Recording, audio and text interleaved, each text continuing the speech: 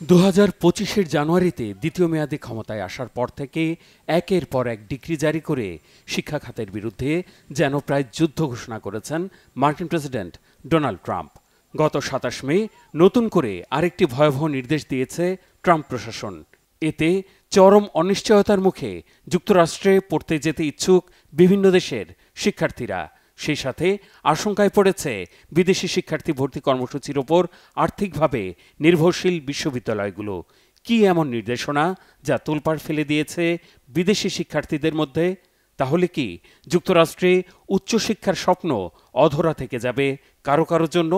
ট্রাম্পের নয় নির্দেশনায় বিপদে পড়তে যাচ্ছেন কারা?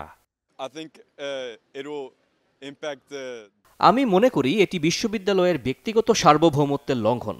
যোগ্যতার শর্ত পূরণ করে বিদেশ থেকে আসা শিক্ষার্থীদের ট্রাম্প আসলেই বঞ্চিত করছেন। আশা করছি ট্রাম্পের এই উদ্যোগ যেন সফল না হয়। বিদেশি শিক্ষার্থীদের জন্য দুঃসংবাদটি প্রতিবেদন আকারে প্রকাশ করেছে একাধিক মার্কিন গণমাধ্যম।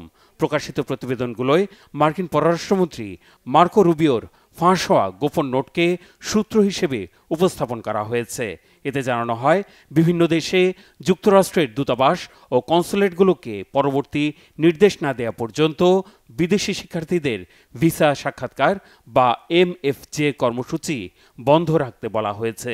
সেই সাথে বন্ধ রাখতে হবে অতিরিক্ত শিক্ষার্থী বা এক্সচেঞ্জ ভিজিটর ভিসার জন্য সাক্ষাৎকারের তারিখ দেয়া।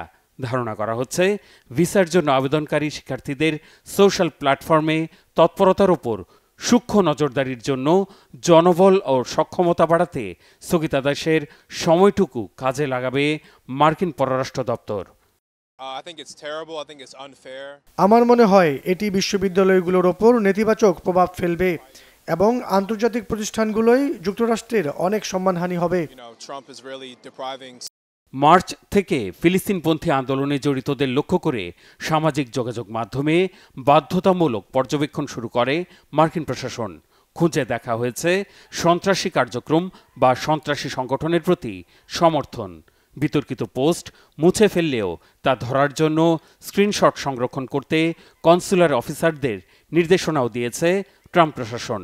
এ ধরনের অভিযোগে এই পর্যন্ত কয়েক হাজার শিক্ষার্থীর ভিসা বাতিলের তথ্য স্বীকার করেছেন মার্কিন পররাষ্ট্রমন্ত্রী মার্কো রুবিও।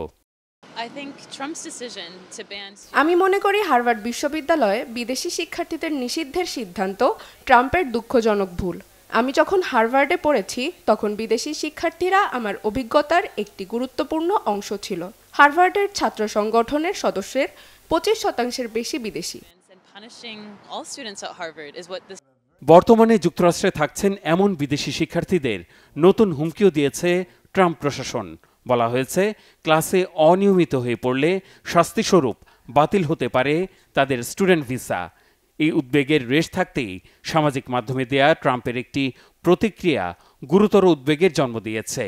হার্ভার্ড ইউনিভার্সিটির জন্য সরকারি বরাদ্দ থেকে আরও $300 কোটি ছেঁটে ফেলার ইঙ্গিত দিয়েছেন তিনি। বলেছেন, এই বরাদ্দ বাণিজ্যিক শিক্ষা প্রতিষ্ঠানে দিলে লাভ বেশি হবে। ফিলিস্তিনে ইসরায়েলি নির্যাতনের প্রতিবাদে শিক্ষার্থীদের কর্মসূচির জেরে হার্ভার্ড ইউনিভার্সিটির সাথে প্রশাসনের এই টানাপোড়েন চলছে। যদিও এর পেছনে অন্য কারণ রয়েছে বলে মনে করছেন সমালোচকরা। গুঞ্জন রয়েছে, হার্ভার্ড ইউনিভার্সিটিতে ছোট সন্তান ব্যারনকে ভর্তি করাতে না পারার কারণেই শোধ নিচ্ছেন ট্রাম্প।